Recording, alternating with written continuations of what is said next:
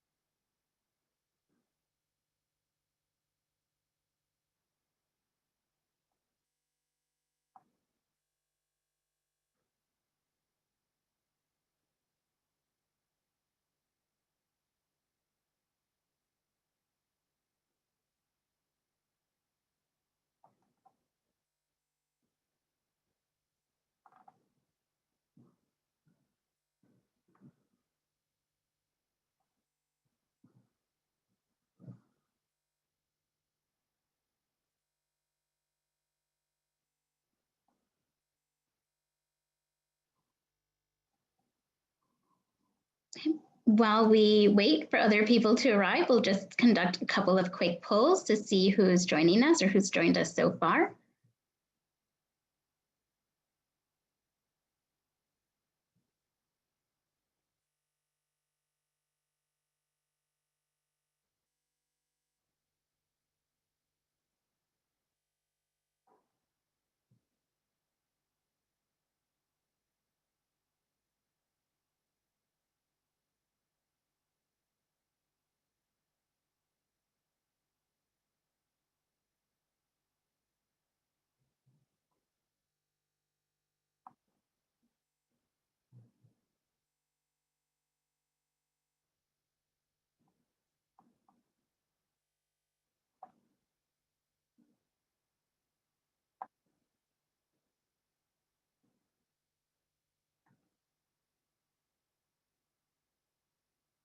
It looks like we're joined by a good amount of professionals, teachers and professionals in other capacities.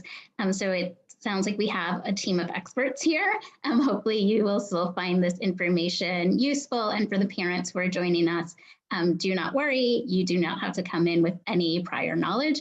We're going to go over basically all there is to know about 3K Pre-K, the application processes, as well as some early learn and Head Start information. And let's just get from you where you're coming from or where you're viewing us from.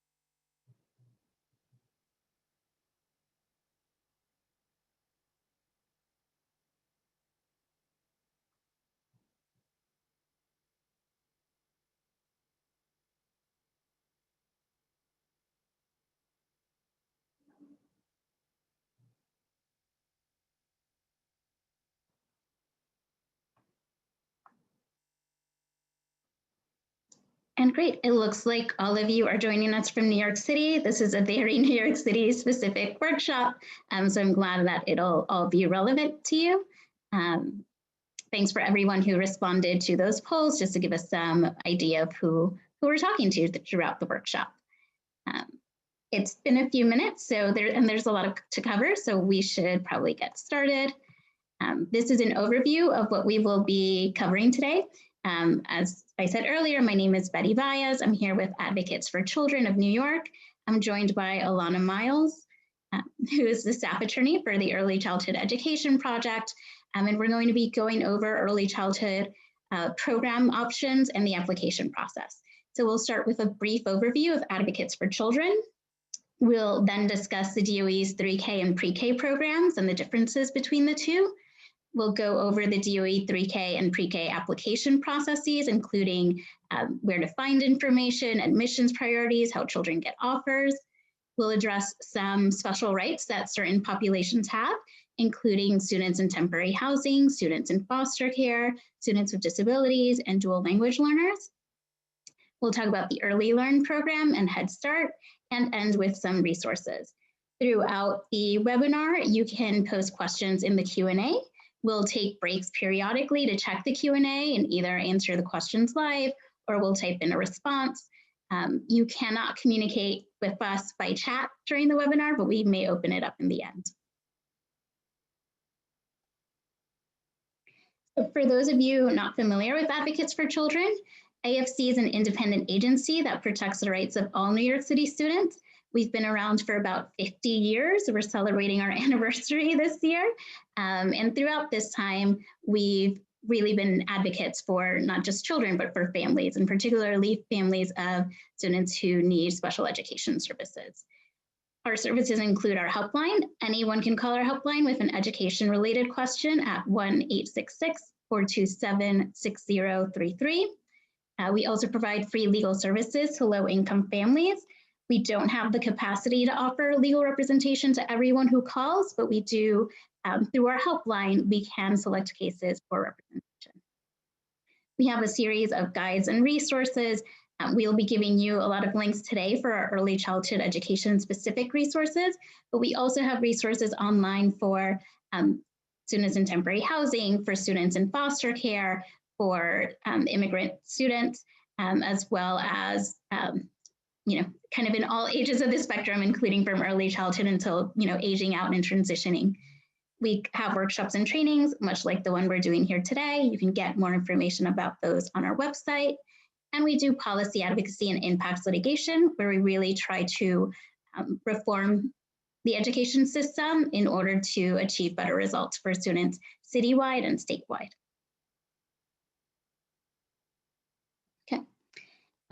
So as I explained earlier, we're going to go over early childhood program options in New York City.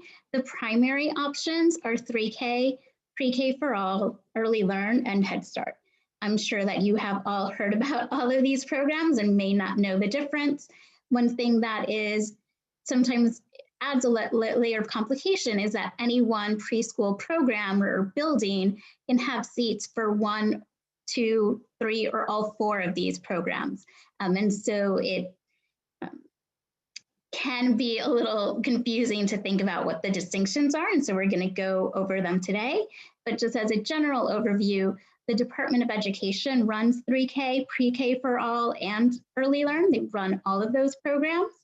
The DOE also has some Head Start programs, but doesn't run all of them. Head Start is also a federal and national program, and some programs within the city are not run by the Department of Education. Okay, so 3K. 3K is a free full-day preschool program. By full day, we mean 6 hours and 20 minutes, so very close to the school age schedule.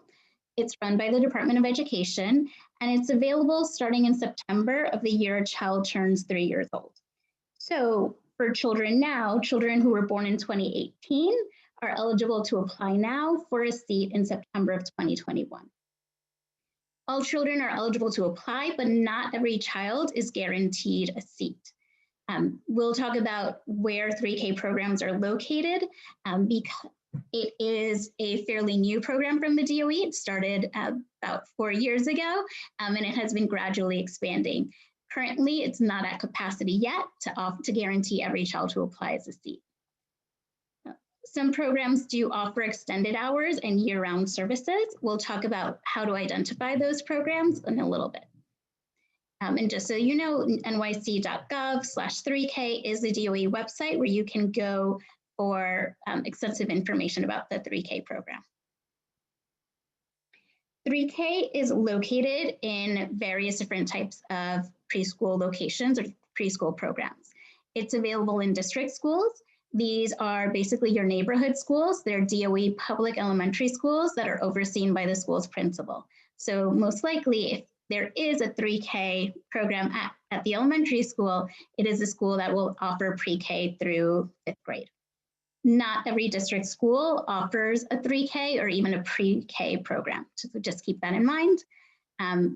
3K is also available at pre-K centers. These are programs run by the DOE that only offer pre-K and 3K classes. So it's just for students who are 3 and 4 years old. They would apply to kindergarten like all other students once they're done. There are NYCEECS. NYCEECS stands for New York City Early Education Centers. These are community-based organizations, so they may be they're located throughout all of New York City, and there may be one very close to where you live. There's also family childcare. This is a home-based program with a licensed professional or professionals that are working with children, and it's from birth to age 3. And of course, there are also 3K located in certain charter schools, but not all charter schools. A charter school is a public school that's not run by the Department of Education. Most likely it would be a charter elementary school. Okay. When 3K initially rolled out, 3K was 3K for all, and it started in just a few school districts. I believe it started in 2 school districts, and it's been gradually expanding so that for the upcoming year, pre-K or 3K will be available in 16 school districts across all boroughs. Again, all families are eligible to apply. Not everyone is guaranteed a seat. Even if you do not live in a 3K district, you are still eligible to apply and should consider applying. But preference will be given to children who live within these specific districts. Just so you have an idea, some of the neighborhoods that have 3K include the East Village, East Harlem, Washington Heights, Inwood, South Bronx, Thrall's Neck in the Bronx, Castle Hill, Pelham Bay, the Grand Concourse, Central Bronx, Williamsburg, Bed-Stuy, East New York, Brownsville, all of these in Brooklyn. In Queens, you have Howard Beach, Ozone Park, the Rockaways, Southeast Queens, all of Staten Island, and Bushwick. If you do not know your school district, you can find that by calling 311 or by going onto the DOE website, and we have some links to that later on in the presentation, just to confirm whether you are within one of the districts that offers 3K. Apart from the 16 3K districts, the DOE also has programs for 3-year-olds that are now considered 3K programs, but these programs, these citywide programs, are only available to families who are qualified based on financial need or other needs. These programs will be indicated in the DOE application and in the DOE directories as extended day/year programs, indicating that they offer services year-round and up to 10 hours a day. So the benefit of these 3K programs, like I said, is that they're available in all school districts. They're available citywide. They are free or low cost for families who qualify, but not every family is eligible. These programs tend to be located in NYCEECS and family childcare. They're not available in district schools or pre-K centers or charter schools. It may seem very confusing why there are these 2 different types of 3K. Again, that's just based on how the program has been rolling out. The programs themselves are both held to high quality standards. They're offer at least a full day program. Like I said, though, these citywide options do have extended day and extended year to really allow for additional education time and childcare options. I know I just gave you a lot of information, so we're just going to check in to see if anyone has any questions. Hopefully you've been typing them into the Q&A if you do. Otherwise, this is your chance to ask any questions. And we'll give you a few minutes or a few seconds.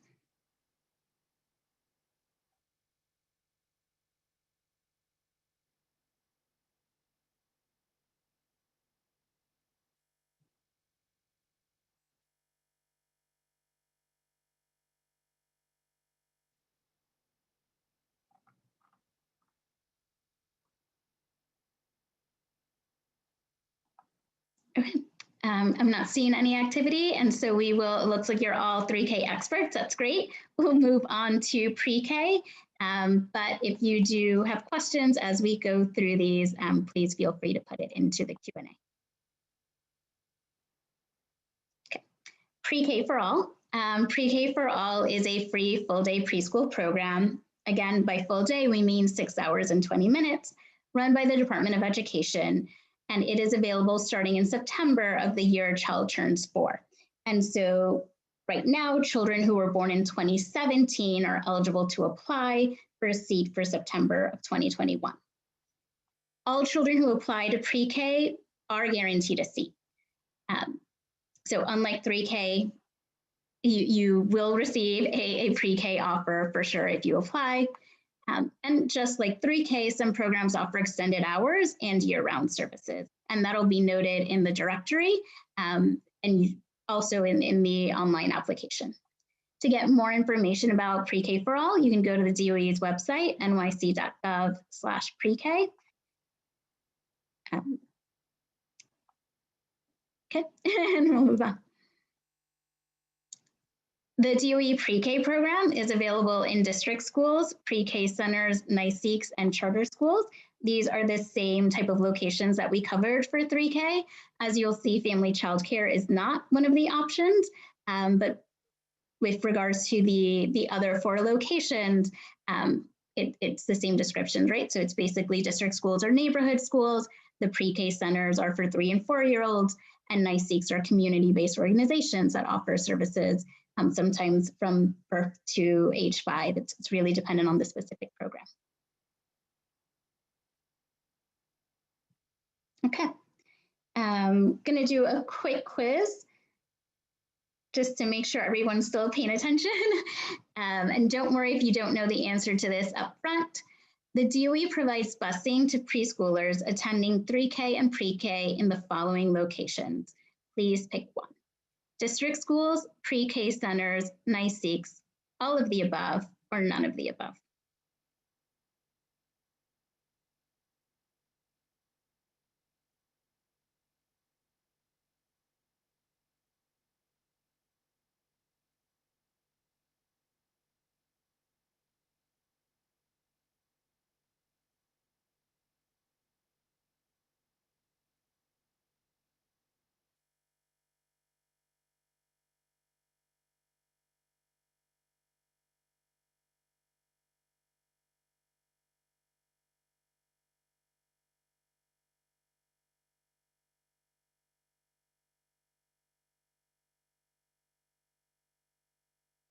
Okay, it looks like people have stopped responding. The majority of you said responded that the DOE provides busing to preschoolers in all of the above locations, so district schools, pre-K centers, and NYCEECS. The correct answer was actually E, none of the above. I'm sorry, I guess it doesn't have letters, but the correct answer is none of the above. The DOE does not provide transportation to preschool students, with the exception of certain students with disabilities, but that's only if they're attending preschool special education programs, and in some limited occasions to students in temporary housing or students in foster care. But as a general matter, the DOE does not provide busing to children attending 3K or pre-K.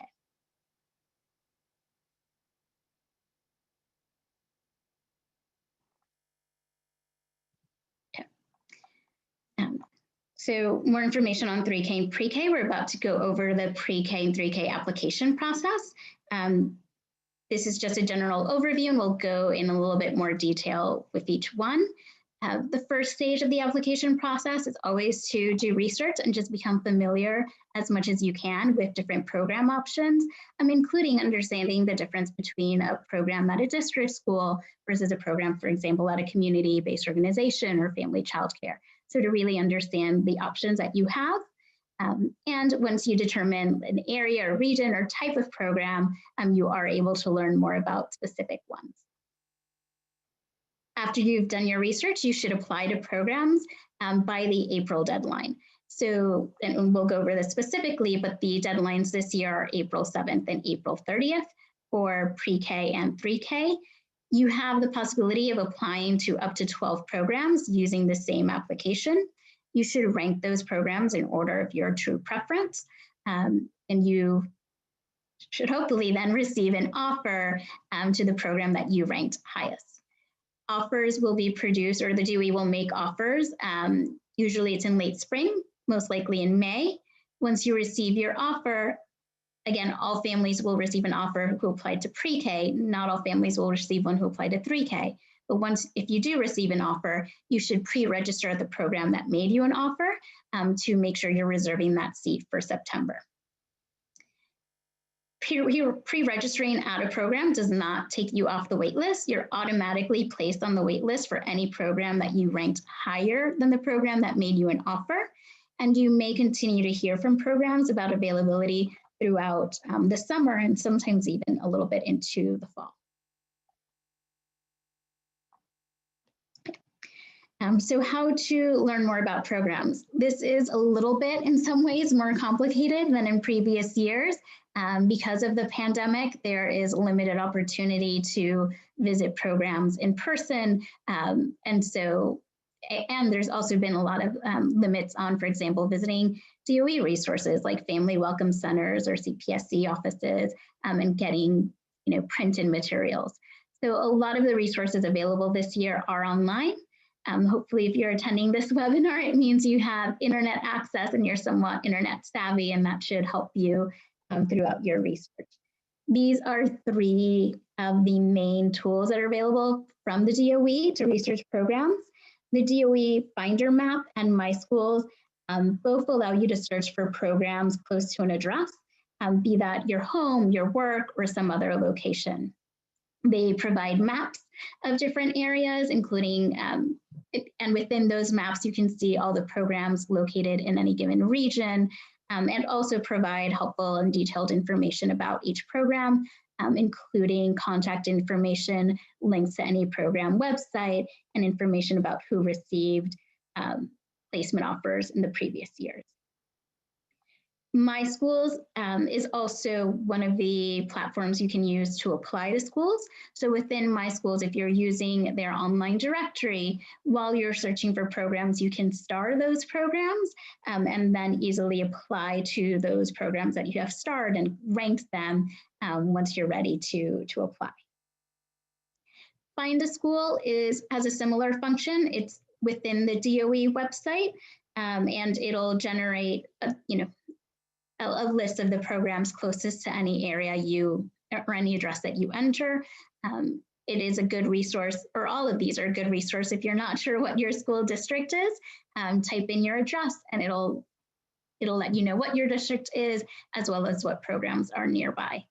These are all hyperlinked, so we will be giving you a copy of the presentation. We'll be emailing it to you after the webinar, so you can link to all of these resources afterwards.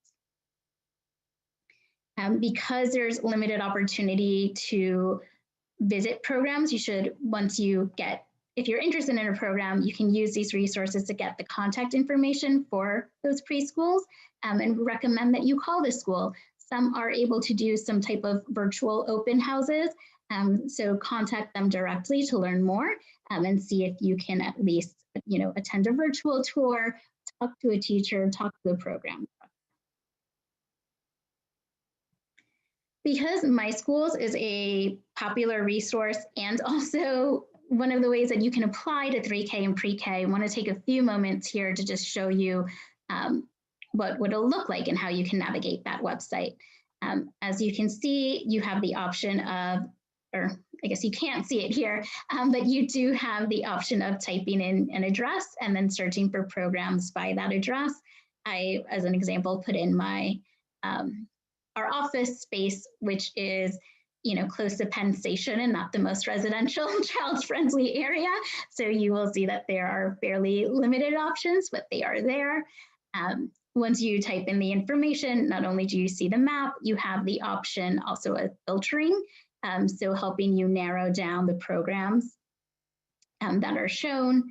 And you will have a list of programs appear on the left-hand side that also give you briefly the program name, location, the type of program. For example, these two options that first came up by my office are NYCEECS. As a reminder, those are community-based organizations.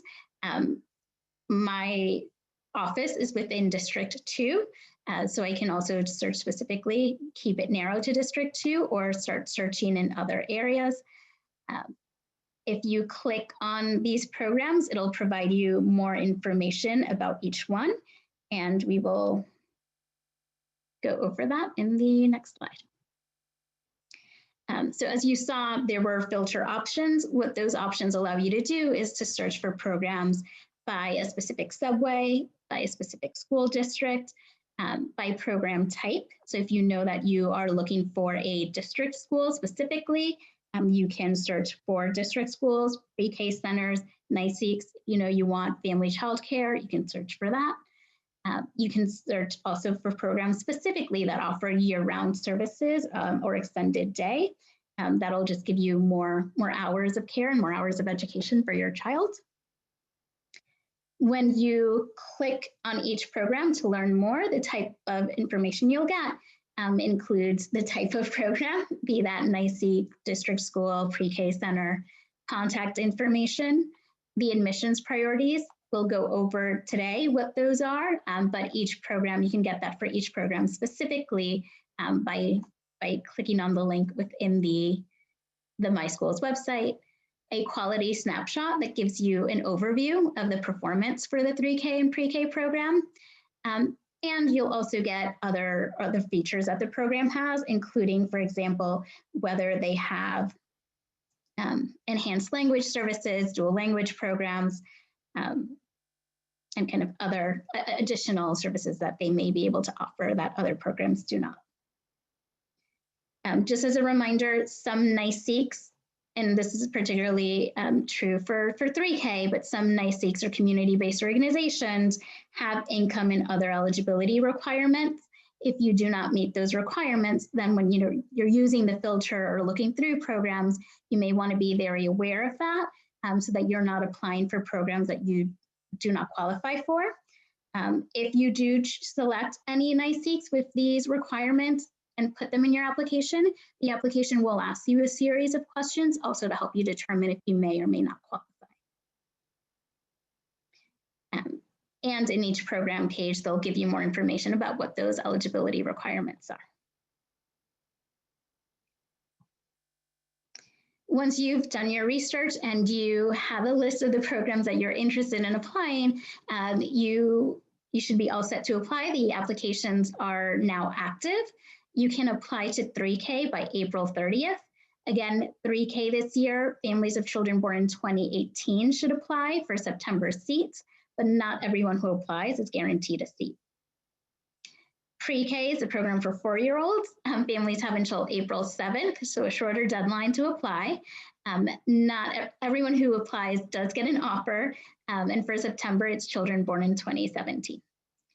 There are 2 ways to apply to 3K or pre-K. You can apply online at MySchools.nyc. This is a link directly there.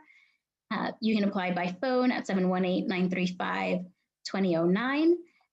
Either on MySchools or by phone, you should be able to apply in your language. MySchools lets you translate their website and application into the top 10 languages, including English, Arabic, Bengali, Chinese, Haitian Creole, French, Korean, Russian, Spanish, and Urdu. By phone, there's up to 200 languages that can be served through phone interpretation.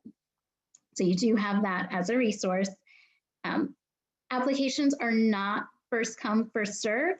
You can continue to edit your applications up through the April 30th and April 7th deadline.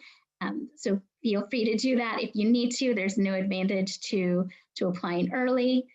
Similarly, although you can apply to up to 12 programs, you do not need to apply to that many if you don't care to. If there are only, for example, 6 programs that you're interested in, you only have to put those 6 programs on your application, but applying to more programs may increase your, particularly for 3K, may increase your chances of receiving an offer. Okay, and we'll move on now to talk about admissions priorities, but first, I just want to check in to see if there are any questions.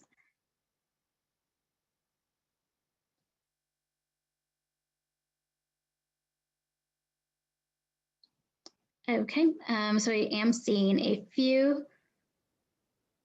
So do I still apply to 3K if I want a CPSC evaluation? Pre-K, 3K and pre-K do serve students with disabilities, and we will talk about students with disabilities specifically in a few slides later on in this presentation. So yes, you can and you should apply to 3K and pre-K, even if you are requesting preschool special education evaluations.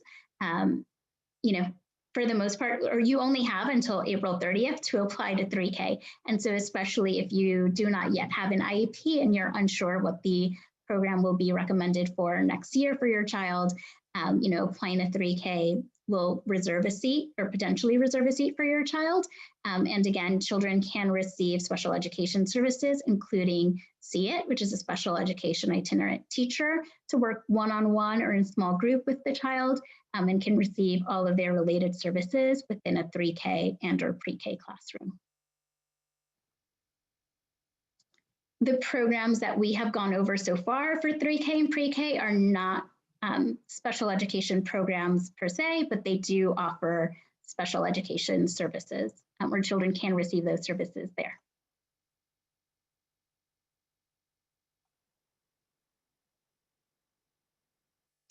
Are citywide 3K programs the same as the district 3K programs?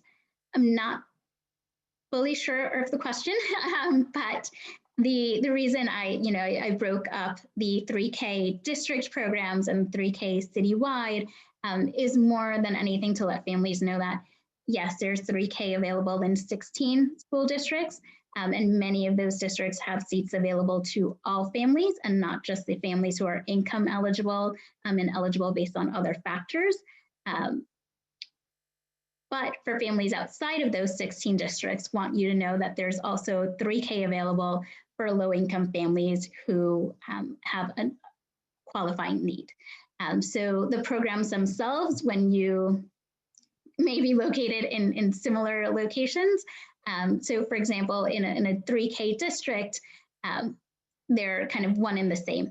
Many of the NYCEECS in a 3K district will offer the similar type of services as a NYCEEC outside of the 3K districts. I hope I'm answering that. If I haven't, please feel free to put in another question in the Q&A and I'll try to clarify.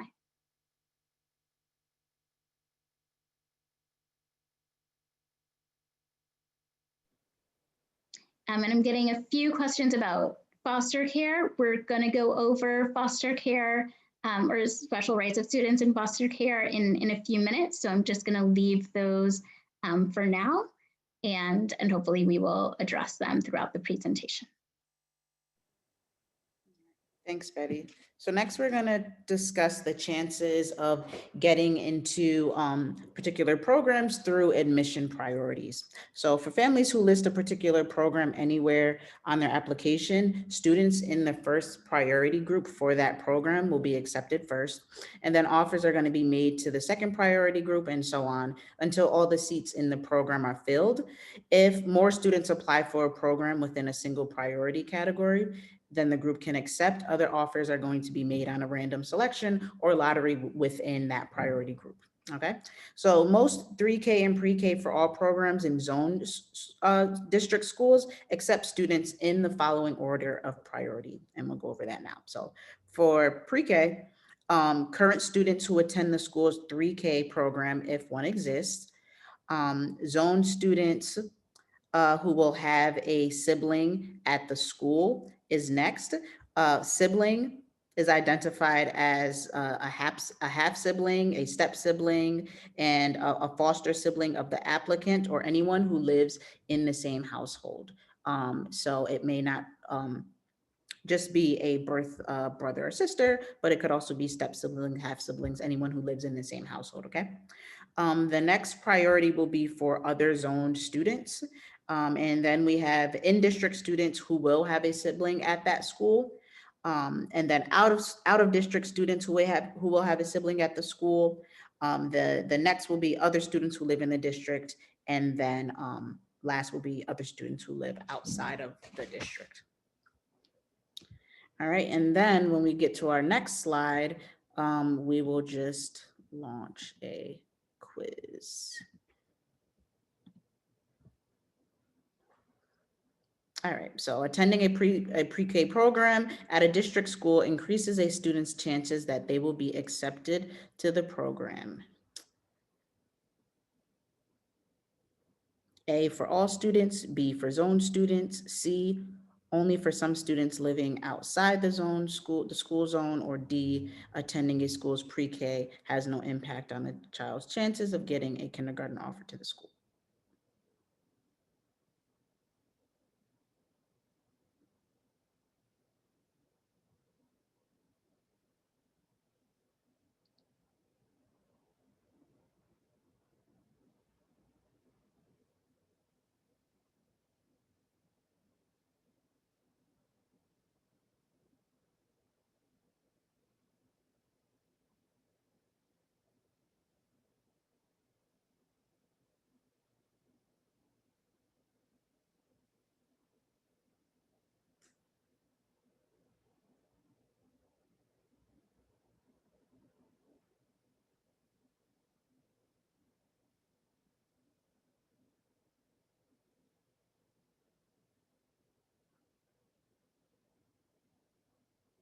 Okay.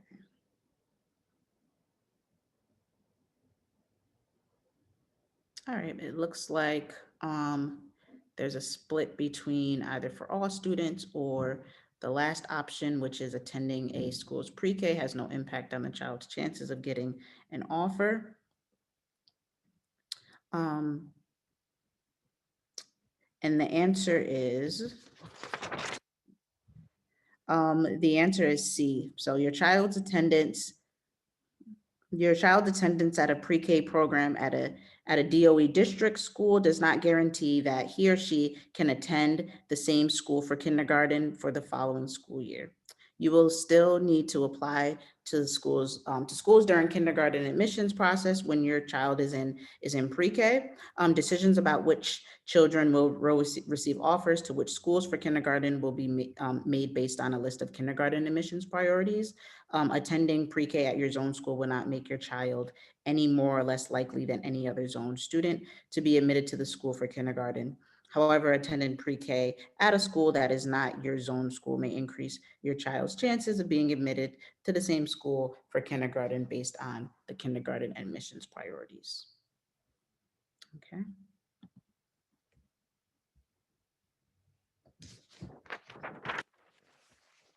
All right, so let's move on.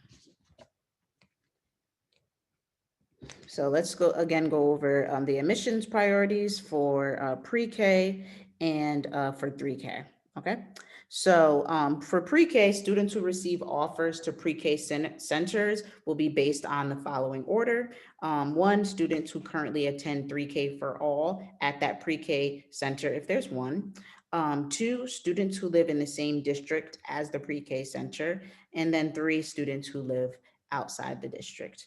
For 3K, applicants who receive offers to 3K programs at pre-K centers will be offered in the following order. First, children who live in the district and who have a sibling at the pre-K center. Two, children who live outside the district and who have a sibling at the pre-K center.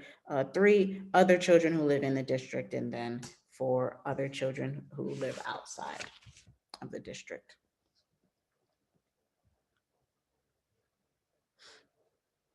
Okay, and then moving on to the next slide with admissions priorities for the NYCEECS centers. Again, remember, these are the community-based organizations, and students are accepted in the following order of priority. First, current students enrolled at the NYCEECS who attend the program for infants or toddlers or 3 years old during the 2020-2021 school year. Two, siblings of current students enrolled at the NYCEECS. Three, students whose families currently receive free or subsidized social services from the organization operating the NYCEEC. 4, students who speak a language other than English that the NYCEEC specializes in serving. And then 5, all other students. All right, so you may also be interested in charter schools. So charter schools are free public schools that are run by a nonprofit board of trustees, not run by the DOE. You can't apply to charter school preschool programs through the DOE 3K and Pre-K applications. You can find out the pre-K programs by going to MySchools.nyc, or you should contact the schools, and you should contact the schools directly to apply. Sorry about that. Most applications are going to be due by April 1st, and it's usually there's usually a lottery for admissions. Okay. All right. Again, by overview, we'll go over the application process regarding offers and registration. So all families who applied for pre-K should receive an offer. Not all families who applied to 3K are, however, guaranteed a seat. Once you receive an offer, you should pre-register. Instructions should be included in the offer letter.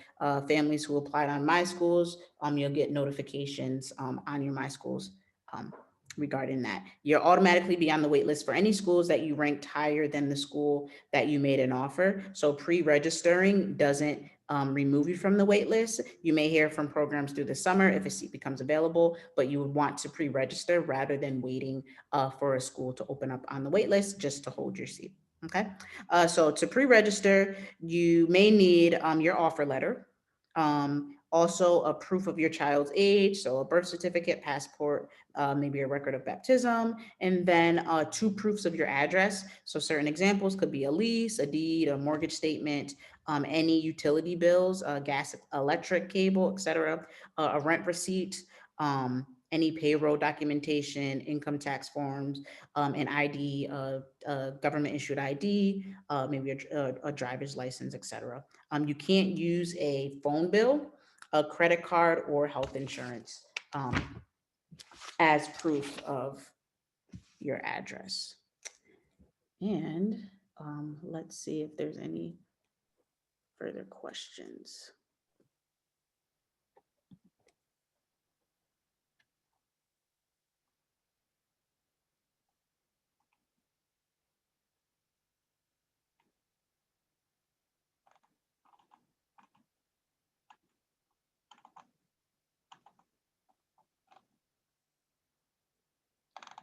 I think we answered them all during the last. Yep, I don't see any new questions, except that we do still have some outstanding questions about foster care. But as I said, we will be getting to students in foster care in a few. I do see that we were asked again if families should apply to 3K if they're waiting for CPSC evaluations. Yes, we encourage any family who may be interested in 3K to apply, including families of students with disabilities or students with developmental delays. 3K can provide special education services, including CEECS services and related services. If at the IEP meeting, or if your child is found eligible for preschool special education services, and it is determined that your child needs more support than the 3K or pre-K programs can offer, then the DOE should work with you to identify those programs, and we will cover that more in a few. But we will get started on discussing what we call, special populations, or students with some additional rights, including students in temporary housing. Among the rights that students in temporary housing have are rights related to the application and registration process. So we encourage students in temporary housing to apply. We recommend that families, you use your temporary address to apply.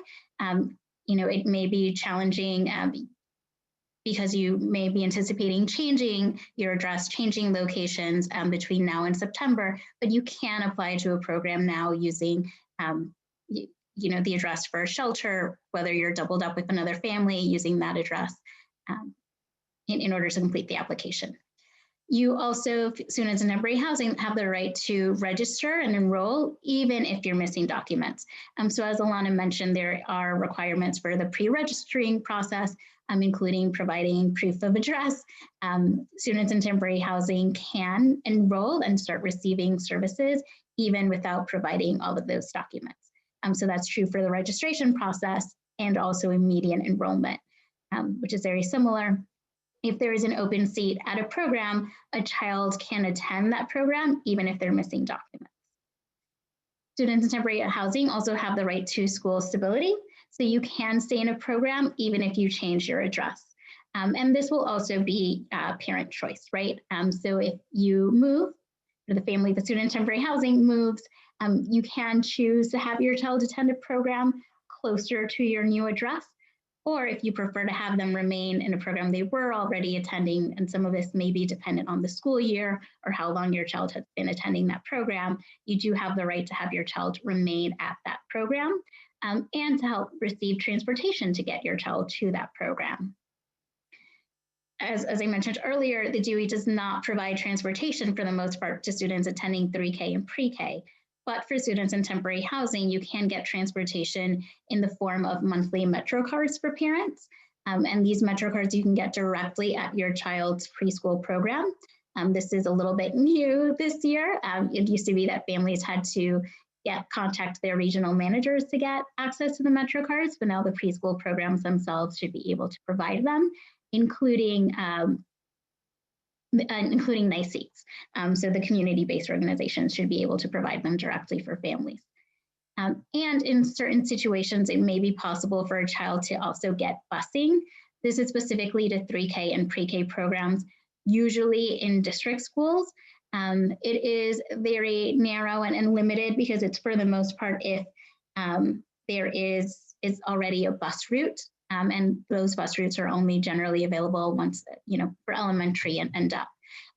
But if you are the parent of a student in temporary housing and your child requires busing, you can and should reach out for help, including reaching out to the student in temporary housing regional managers. This is a link where you can find the contact information for those DOE resources, as well as calling New York State Teaches. This is an info line that parents and professionals can call at 1-800-388-2114. Teaches, they're experts in everything that has to do with students in temporary housing. They are affiliated with Advocates for Children and offer resources not just for families, but for professionals. So including if you are someone who runs or works in a NYCEECS program or preschool program and aren't sure how you get Metro cards to give them to families, you can contact Teaches or you can contact the DOE regional managers. I'm going to do another pop quiz just to keep everybody alert because it is the end of the day. Which of these students are considered students in housing? So we just went over some of the rights that these students have and want to make sure you are aware of the population we're talking about. So first, students living in a shelter. Oh, and you can check all that apply. So students living in a shelter, students who are doubled up with a friend, students in foster care, or a student who's just arrived to New York City. We'll give everyone a few minutes.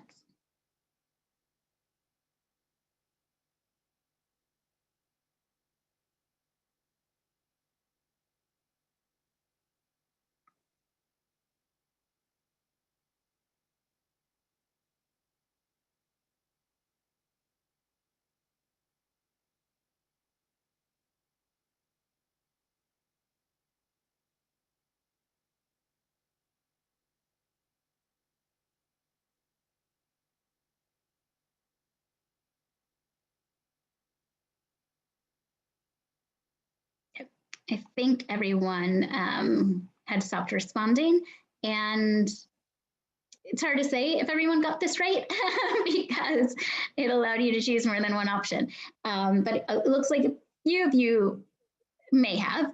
The correct answer, students in temporary housing, includes students living in a shelter and a student who's doubled up with friends or relatives because they lost their housing and can't afford housing. Student and temporary housing does not include students in foster care, although students in foster care do have additional rights that we will go over.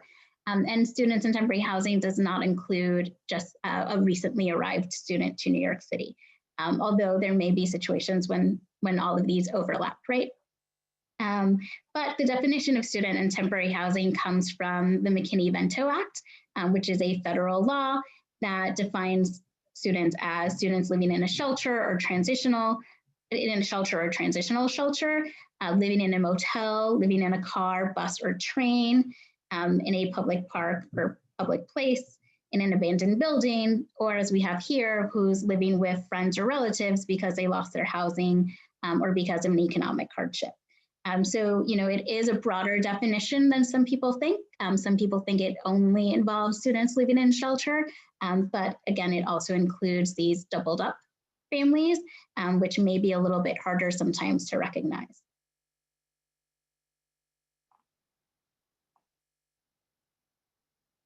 Okay.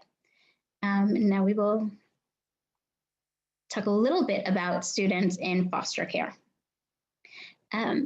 For families of students in foster care, one important resource that I want to just highlight really at the first start is that you have or should be connected to your foster care agency. And really recommend that in thinking about different programs and thinking through the application process, that you talk to your foster care agency, specifically to your case planner and or education specialist.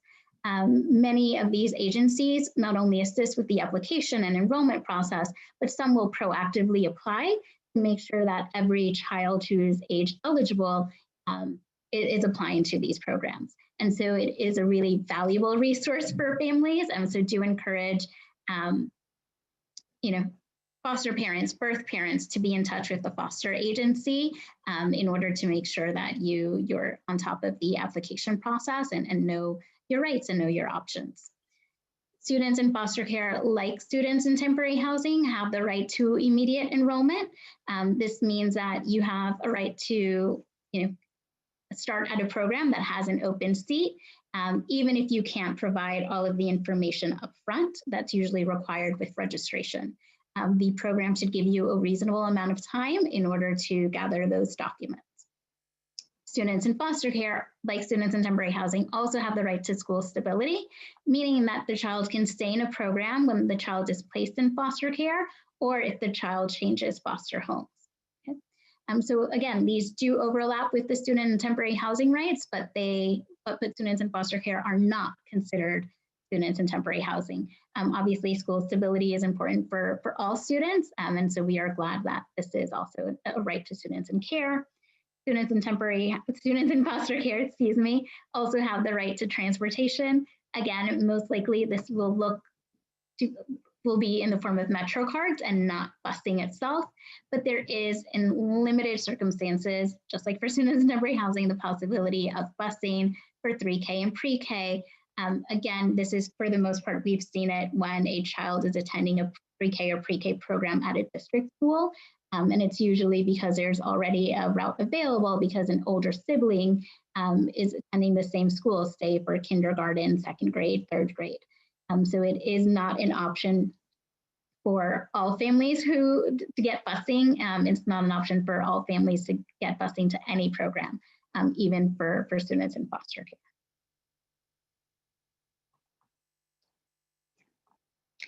care. Students with disabilities. As I've mentioned, as I responded to the Q&A, students with disabilities can and should apply to 3K and pre-K programs. These programs can serve students with disabilities, and children can receive their special education services within these programs. Some of the most common special education services that are provided are SEEIT and related services. SEEIT being a special education teacher that can work with a child for part of the day, either individually or in small group or with the child's teacher, and related services, the most common being speech therapy, occupational therapy, physical therapy, in some circumstances, counseling. These programs can all be provided in 3K and pre-K programs in any setting, in NYCEECS, in district schools, in pre-K centers. The DOE is will have providers go to the program to work with your child. Students with disabilities also have the right to have seats added to a program if there are no seats, if all programs in the area are full, under certain circumstances have the right to have an additional seat added to a program in order to accommodate a student with disability. If that is your situation, recommend that you contact us at our helpline and we'll provide that information near the end of the presentation. Students with disabilities have the right to an accessible program, meaning that it can meet the child's mobility needs within the online directory at MySchools, also within Find a School and all the other online services we offer. There is information listed about whether a program is fully accessible or partially accessible. For some NYCEECS, you'll have to call the program directly to get information about accessibility, but it includes, programs that are all on one floor. And so, accommodate all types of mobility needs, or program may have an elevator or other things that'll help students navigate the space safely. For families of students with disabilities who need help, first we recommend that you contact your CPSC administrator. This is a link to the CPSC offices, and we'll provide the email contacts for every CPSC office. Or you can contact the DOE Special Education Helpline at 718-935-2007.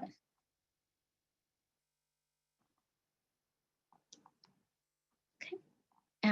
Now, although 3K and Pre-K does serve students with disabilities, students with more significant needs may require a more supportive setting. This would be determined at your child's IEP meeting or Individualized Education Program meeting.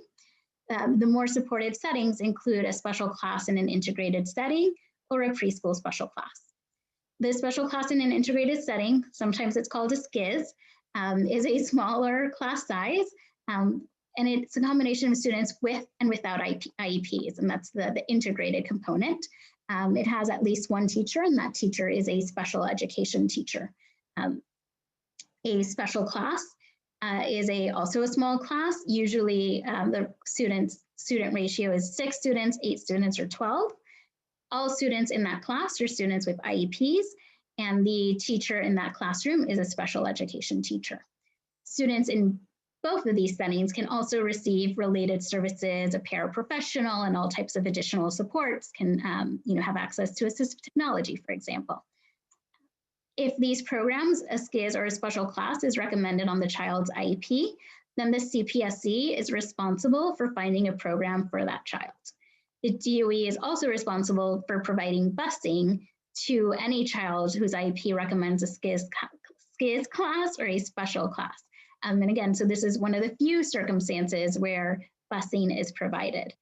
If your child's IEP recommends one of these programs and busing is not in place, we recommend that you contact the DOE at early childhood busing at schools.nyc.gov with any transportation questions.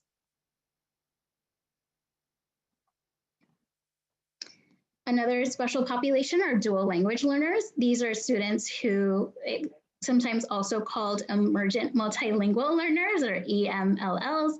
These are students who are learning multiple languages, and so their primary language is not English for the most part. The DOE has dual language programs that offer instruction in English and another language, and the goal of these programs is to help all students learn both languages.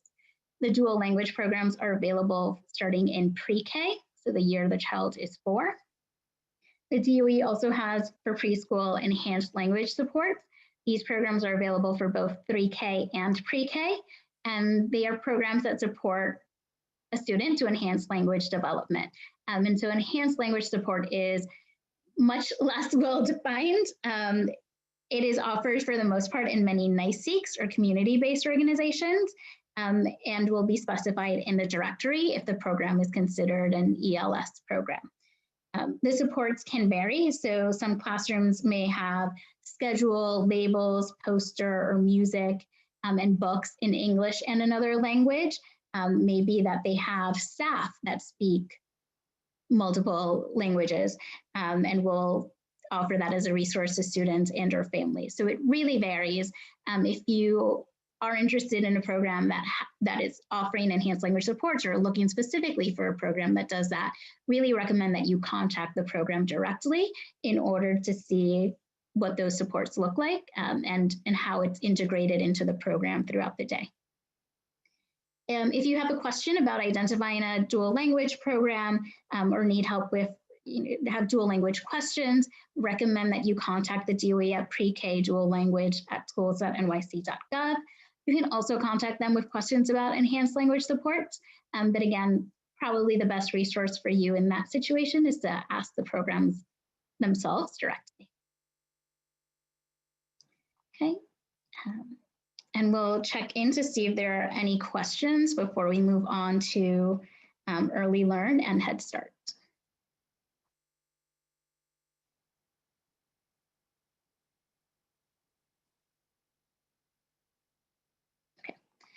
So if a child is in foster care or placed with a relative, what's the easiest way that a parent can search for pre-K programs close to where the child is living? So searching for a program without using their own address. You can search on MySchools, on Find a School, on any of these directories based on any address that you choose. The address does not have to be your current home address. It could be, for example, that you're interested in looking at schools that are close to the place you work, or that you are looking for a school close to a relative, because that relative will be the primary caretaker for your child. So, if you are going on MySchools, because that's also where you can apply through that directory, would recommend that you use that address in doing your search, where you may run into some challenges, for lack of a better term, is the home address is what your current home address is what will be used to consider your admissions priorities.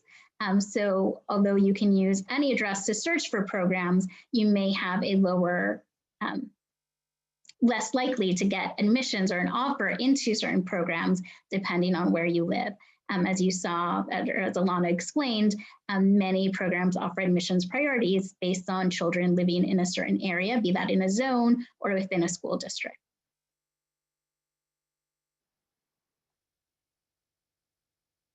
There's a question about transportation based on the distance to and from a school. The distance requirement in order to be eligible for transportation is something that starts with kindergarten. So students in kindergarten and up may be eligible for yellow bus service based on the distance to the school and whether it is within the district or outside of the district. There's no transportation, no busing to preschool, just based on distance and location to and from the school. Again, busing in and of itself is only available in limited circumstances for students with disabilities who are attending a SCIS or a special class, and in very limited circumstances for students in temporary housing or students in foster care if there is already a route, usually if there's already a route available. And the same applies for 3K. There is no busing for 3K except for those limited circumstances that I just described, primarily being for students with disabilities if it's recommended on their IEP because they're attending a special class or a SCIS class. Okay. But keep the questions coming. We'll keep checking in throughout the webinar, but for now we'll move on to Early Learn. So Early Learn programs are now also run by the Department of Education. I know this may sound a little redundant. At one point, Early Learn was run by ACS, and so that was like a primary distinction or seen as a distinction, but in the last few years, it's been run by the Department of Education. Early Learn are free and low-cost programs that serve children from 6 weeks old to kindergarten. So the programs do offer infant and toddler childcare. Early Learn, for the most part, offers extended hours, which may be up to 10 hours a day, and year-round services, so includes July and August. It's only for qualifying families. Any given early learn program can have a combination of these four, which are childcare, Head Start, pre-K, and pre-K. And so this just goes back to what I said at the beginning of the presentation, like any given preschool may have seats for all of these programs within the same setting. And so, we had a question about what's the difference between 3K at a district, in a 3K district versus one of the citywide programs. Any given program may offer both. So we've gone over pre-K and 3K, so I'll go over childcare and Head Start next. If you want to learn more about these programs after the webinar, you can also go to nyc.gov, Early Learn. That is the DOE's website with more information about Early Learn programs. Okay. Now, one of the Early Learn programs is childcare. Childcare eligibility is determined based on a child's age. As I said, the program can serve children as young as 6 weeks old until they enter kindergarten. The additional requirement is financial need and other factors. And so what this generally can look like includes families on public assistance, families who are low income and need childcare because of job commitments and or education, their parent is going to school, families who have active cases with ACS or the Administration of Children's Services, families living in temporary housing, and families receiving domestic violence services. This is just an example of some possible ways to be eligible. There are more, so do encourage you to follow up if you're interested with either calling 311, contacting a family welcome center, again, this is a link, or calling a child care resource and referral agency. I mentioned that these programs are free or low cost. Some parents may need to pay a fee based on a sliding scale. Those fees have been temporarily waived for many programs throughout the pandemic, but it is something for you to be aware of. And if you are interested in childcare programs, including, for example, you may be doing the 3K application, and there may be an early learn program there. Again, those applications will ask questions to make sure you're eligible. The child care subsidy questionnaire itself that you need to complete in order to attend an early learn childcare program also has a series of questions. One of them I just want to highlight for immigrant families or people who work with immigrant families is that the child care subsidy question does ask a family about the status of the child who will be attending the program. And it asks them to confirm that the child is either a United States citizen or has satisfactory immigration status. It does not ask about any of the other members of the family in the household, but it does ask about the child.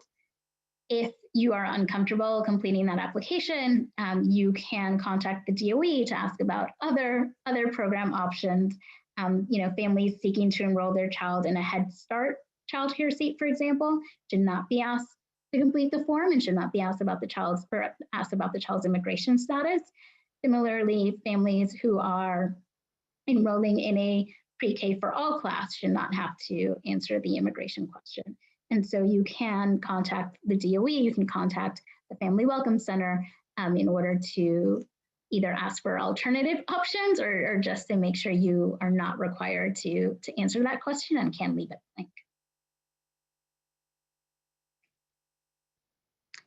So early learn, in addition to having childcare seats, may also have Head Start seats.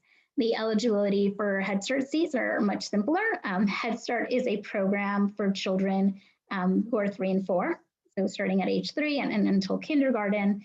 And eligibility is based on financial, so low-income families, families in temporary housing, or families in foster care.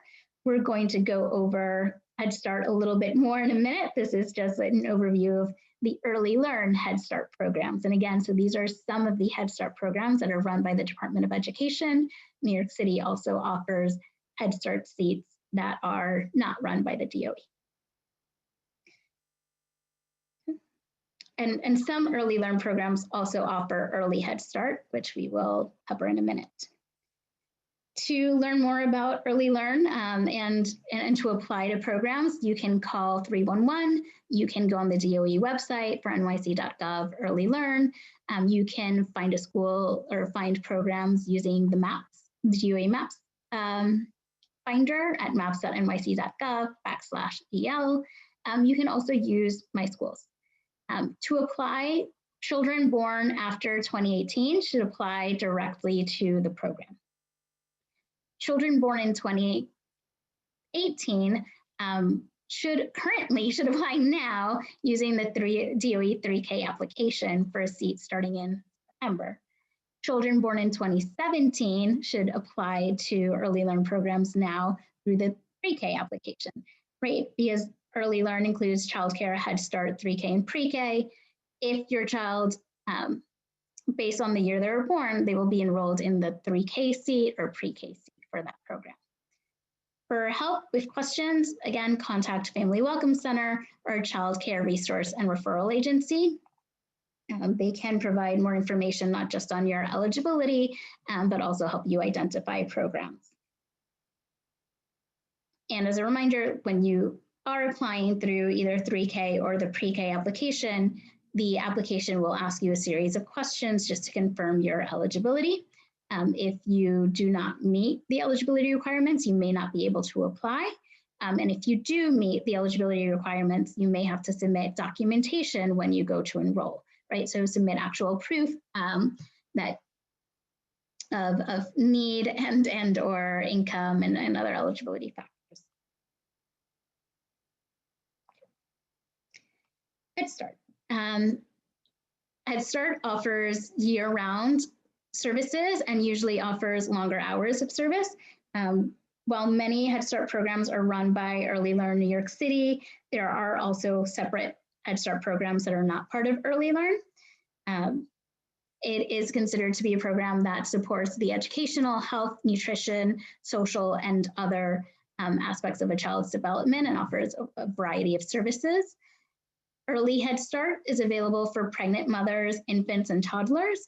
There are significantly less Early Head Start programs and seats than Head Start. Head Start itself is for children 3 and 4 up until kindergarten. To be eligible for a Head Start seat, family needs to be low income in temporary housing, in foster care, or receiving public assistance.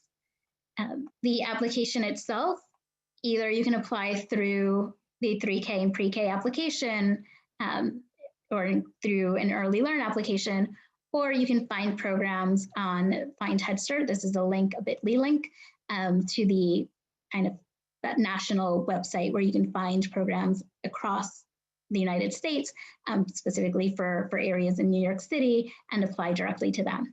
And so particularly for the programs that are not run by the Department of Education, do recommend that you find programs on that website and contact them directly to apply. Head Start programs are at least, I mentioned year-round and possibly longer hours. They're usually at least 8 hours long. So it is longer than the standard 3K and Pre-K, and are viewed more as a program to offer more support and services to the family as a whole. All right, we'll take a moment to see if there are any more questions before wrapping up with additional rights and resources.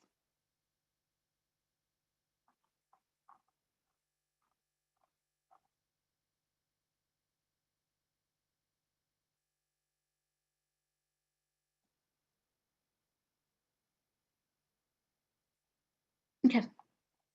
I do not see any new questions in the Q&A. There's still time if you have to type them up as we continue. I want to highlight that families have a right to language access, translation, and interpretation. The most common languages where documents are available, for example, on the DOE website in translations are Arabic, Bengali, Chinese, French, Haitian Creole, Korean, Russian, Spanish, and Urdu. That is not, those are the most common languages, but it's not an exhaustive list. Obviously, the DOE is required to provide translation and interpretation regardless of the family's primary language. and can offer, for example, phone interpretation up in like 200 languages or more. Translation includes written documents, such as letters, forms, meeting notices, special education documents. Interpretation is oral.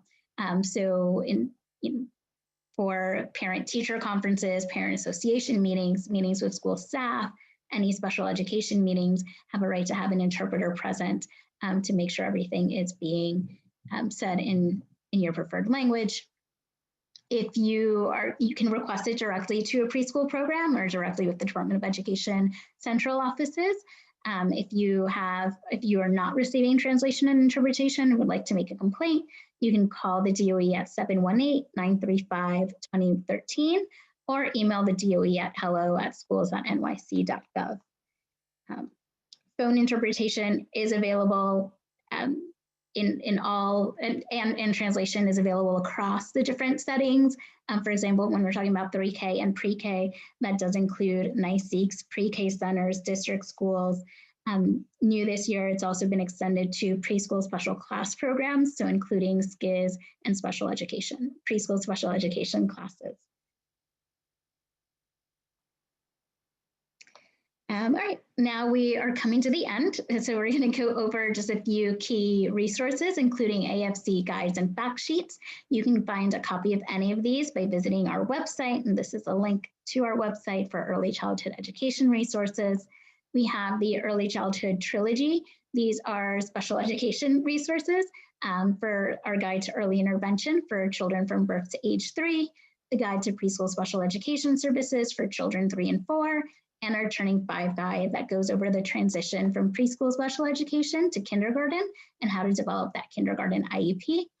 That is a process that's currently underway. So if you are the parent of a child who will be entering kindergarten next year, please feel free to visit our website to view that guide. We also have programs and admissions guide. A lot of what we covered today is included in our early childhood education programs guide for 3 and 4-year-olds. And so do recommend that you visit our website. We have updated it with information for the 3K pre-K applications going on right now, as well as up-to-date information for Early Learn and Head Start, and our kindergarten admissions guide. The kindergarten application process ended in January, but we do have, it goes over resources for what to do if you miss that deadline. For enrollment help, there are some DOE resources, including family welcome centers. The welcome centers themselves are closed for in-person visits right now, but the contact information for the programs is available online. This is a link where you can find the email address for the family welcome center closest to you. You can also contact the DOE Office of Student Enrollment at this email address or this telephone number. You can also apply to 3K and pre-K using this telephone number, the 718-935-2009 number. To learn more, great resource is the DOE website. These are the DOE websites for 3K, pre-K, and Early Learn. Within the Early Learn website, you'll also learn about Early Learn Head Start. Again, for the Head Start programs that are not run by the DOE, you should use the link that I highlighted earlier for the kind of national website. Within the AFC website, you'll also find up-to-date information related to COVID, including updates for preschool special education and early intervention, as well as for school-age children and older students, including, for example, up-to-date information about the Regents exams and children transitioning after completing high school. Please call us if you have any questions. I know that this was a lot of information. We're going to check the Q&A once more to see if there are any questions. But in the meantime, please complete our survey to let us know if you found the information easy to understand, if you plan on using it. This will really help us adapt future trainings and make sure that we're giving families and professionals the information that they need in a way that's useful. And while you are all completing the survey, I'll just check the Q&A. I received a question about whether someone can add schools if they've already submitted the 3K application. yes, you should be able to make changes to your 3K or pre-K application up until the application deadline. If you've applied on MySchools, then you should be able to easily go into your account, open that application, and move around programs. If you applied by phone, recommend that you call the DOE. They should be able to accommodate a request to change how you rank schools, to add schools, or anything like that, as long as it's before the application deadline. After the application deadlines, if you're applying to a school, most likely than not, you'll be added to the wait list for certain schools and not considered in the first round of offers.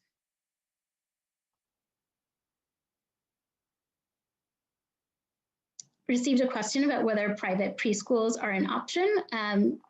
Yes, there are private preschools do exist. We are focusing, or this workshop did focus on early childhood education programs available in New York City for free or for low cost.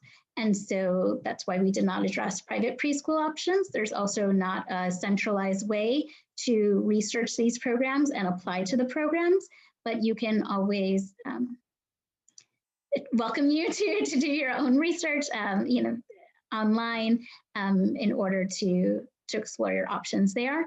So best of luck.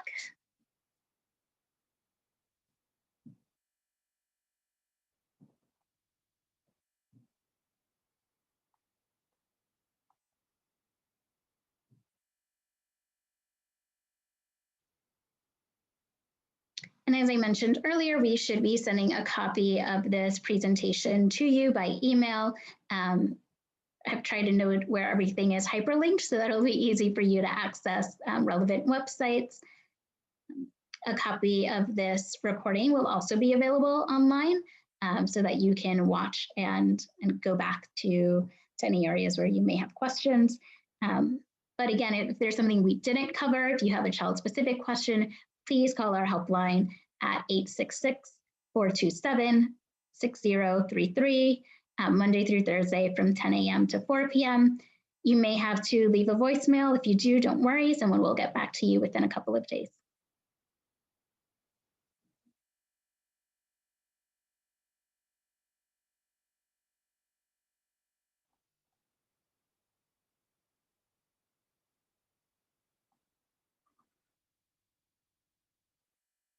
Okay, I think that everyone has answered the survey, or anyone who's still here has answered the survey. So thank you so much for your time. Hope that you got a lot of helpful information from the training.